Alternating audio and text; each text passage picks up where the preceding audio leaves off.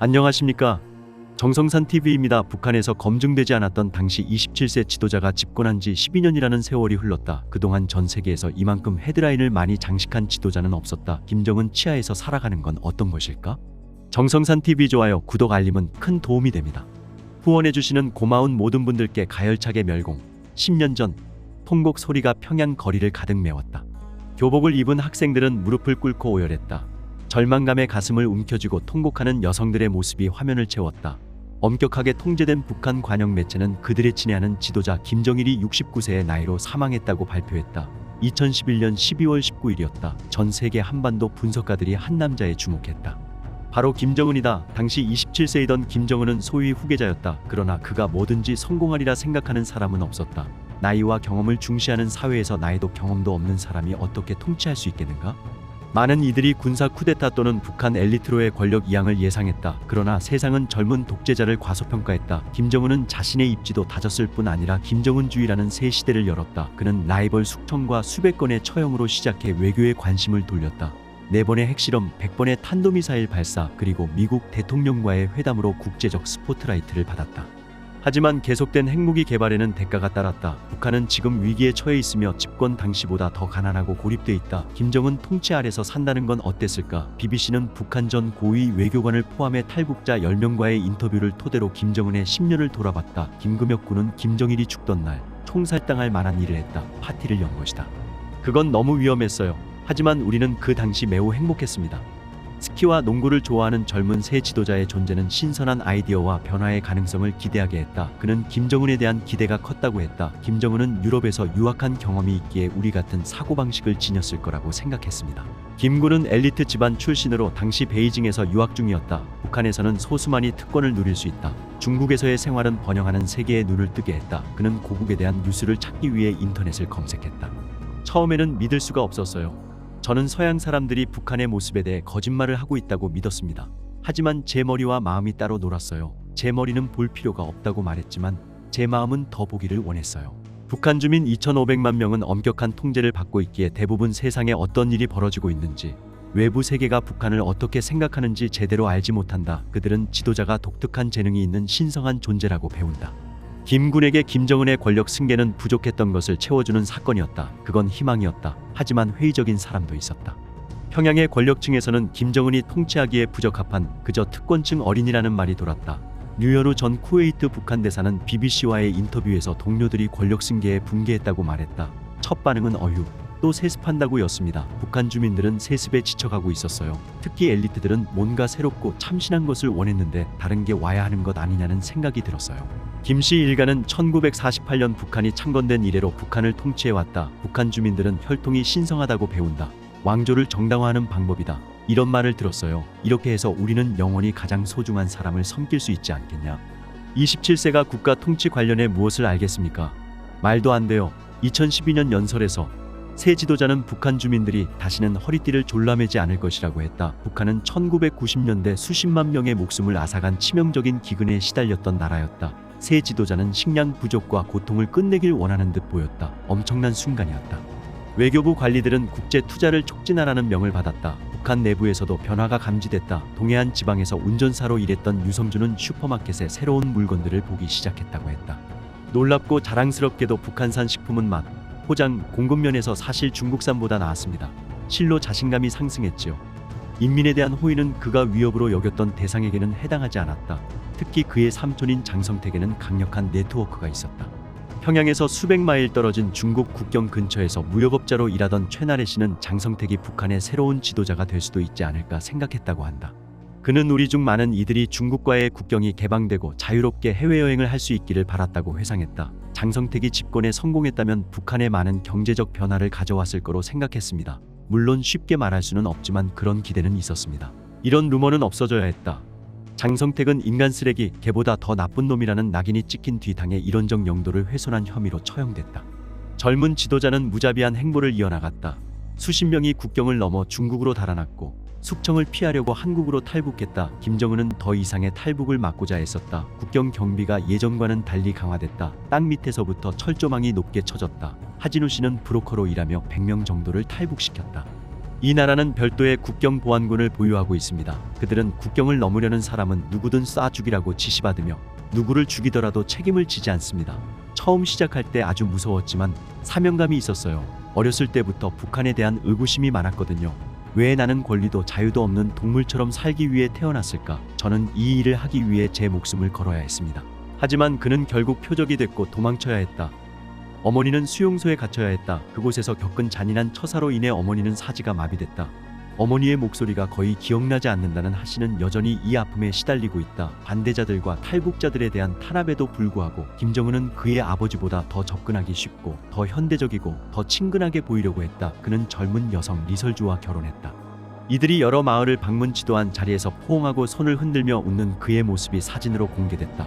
롤러코스터 타기, 스키 타기, 말을 타고 질주하는 모습도 있었다. 김정은 부부는 화장품 공장을 견학하는 자리에서 명품을 선보이기도 했다. 그러나 일반 북한 주민들에게는 현대적인 모습이 금기 사안이다. 윤미소 씨는 밀반입된 한국 DVD에서 본 유행을 따라 하고 싶었다. 귀걸이, 목걸이, 청바지도 너무 착용하고 싶었다고 한다. 그는 한 번은 이런 규칙을 지키지 않아 붙잡혀 공개적으로 창피를 당한 적이 있다며 많은 사람들이 내가 울 때까지 비난했다고 말했다. 사람들은 윤미소 씨에게 너는 타락했는데 어떻게 부끄럽지 않을 수 있냐고 비난했다. 현양 씨는 김정은의 아내처럼 가수였다. 북한 지도자를 찬양하는 노래만 부를 수 있었다. 이를 거스르려 하다가 그는 결국 처벌을 받았다. 저는 한 번도 제가 예술적으로 하고 싶은 일을 자유롭게 할 수 있었던 적이 없습니다. 북한 음악에는 규제와 제약이 너무 심해서 고생도 많이 했어요. 정부는 외국의 영향을 두려워하기 때문에 이를 통제합니다. 이러한 엄격한 규제는 그들이 자기 정권에 자신감이 없다는 것을 보여주는 거죠. 최근 인권 보고서에 따르면 지난 10년 동안 최소 7명이 한국 K-팝 비디오를 보거나 배포했다는 이유로 처형됐다. 김정은 외국의 영향을 악성암이라고 표현한다.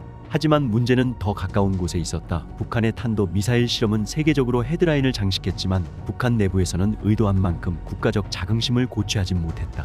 한 탈북자는 사람들은 아직도 인민들의 피와 땀을 짜내어 무기를 만들고 있다고 말할 것이라고 했다. 또 다른 탈북자는 우리는 승리한 걸로 보지 않았다라며 우리는 저들은 실험에 돈을 많이 썼다. 우리가 벌어들이는 돈은 모두 거기에 쓰인다라고 생각했다라고 말했다. 2016년쯤 외교부에서 류 대사에게 새로운 지시가 떨어진다. 더 이상 사업에만 초점이 맞춰지진 않았다. 우리는 북한의 핵무기가 필요한 이유와 목적, 정당성을 설명해야 했습니다. 북한 외교관들은 국제사회에서 이 생각이 받아들여지길 바랐다. 하지만 그렇게 되지 않았다. 더 어려운 상황이 찾아온다. 2020년 1월 신종 코로나 바이러스 감염증이 중국을 강타한 것이다. 그러자 북한은 국경을 폐쇄했다. 사람 통행뿐 아니라 무역길도 막았다. 단둥의 주요 진입점에 쌓인 식량과 필수 약품은 통과가 불가했다. 북한 무역의 80% 이상은 중국과의 교역이다. 북한에서 운전 일을 하던 주성 씨는 코로나 이후 많은 것이 달라졌다고 말했다. 그는 중국 국경 근처에서 어머니와 힘들게 대화를 할 수 있었다고 했다. 경제가 위축되고 물가가 올랐어요. 살기가 훨씬 더 어려워졌지요. 부모님은 식량을 구하는 것 같지만 가격이 너무 비싸요. 스트레스가 많고요. 상황이 심각한 듯해요. 일부는 굶고 있다는 이야기도 나온다. 김정은 이를 중대한 위기라고 표현하며 연설에서 눈물을 보이기까지 했다. 북한 지도자로서는 유례가 없는 일이다. 북한에서 전직 의사였던 김성희 씨는 약 대부분을 암시장에서 사야 했다고 회상했다. 수술실에는 정기적으로 전기가 공급되지 않으며 외과 의사는 장갑이 없어 맨손으로 작업하는 경우도 있다. 그는 한반도의 두 나라가 얼마나 다른지를 봤다며 북한에서도 환자와 의사 모두의 인권이 보장되는 미래가 있기를 바란다고 말했다.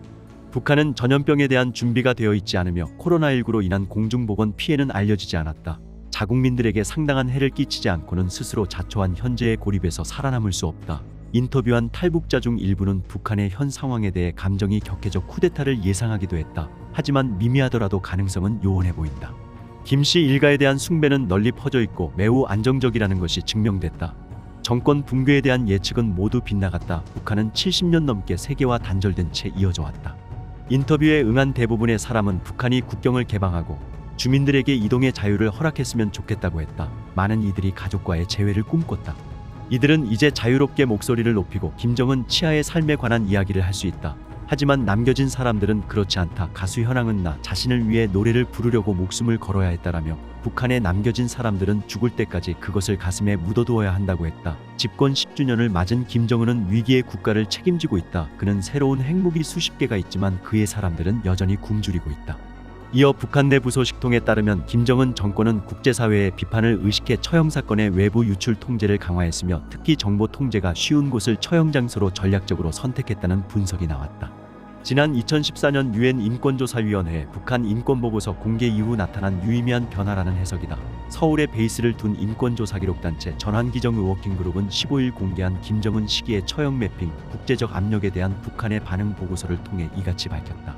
한국에 정착한 탈북민 683명에 대한 인터뷰를 바탕으로 작성된 이 보고서에는 처형에 관한 442건의 진술이 담겼으며 특히 안매장과 소각 등 시체 처리 장소에 관한 30개의 증언도 포함됐다. 이 가운데 김정은 체제 이후 북한에서 거주한 탈북민은 29%, 또 전체의 77%는 국경과 가까운 함경북도와 양강도 출신으로 나타났다. 김정은 정권 내 공개 처형은 주로 개활지와 들판, 비행장 일대, 강둑, 산 등에서 집행되는 것으로 조사됐다. 공개 처형된 주민들에게 부과된 혐의는 남한 영상 시청 및 배포가 가장 많았으며 마약 관련 혐의, 성매매, 인신매매, 살인 및 살인미수, 음란행위 등의 순으로 집계됐다.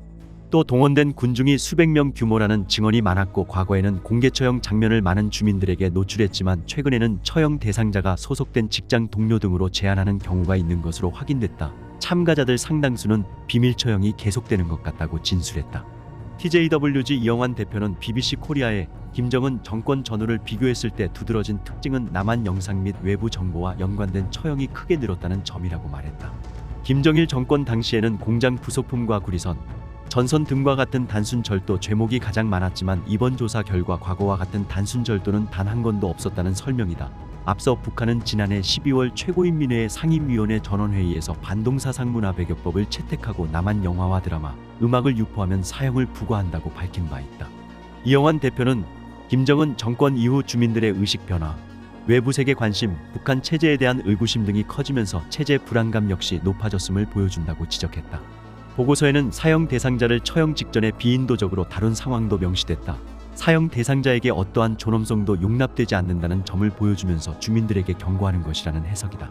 특히 함경북도 함흥시에서 벌어진 공개 처형 직후 사람들을 일렬로 세워서 한 명씩 죽은 사람 얼굴을 보게 했다는 증언과 함께 황해북도 사리원시에서는 나무기둥에 묶인 사형 대상자의 입속에 자갈돌이 채워져 있었다는 진술도 나왔다.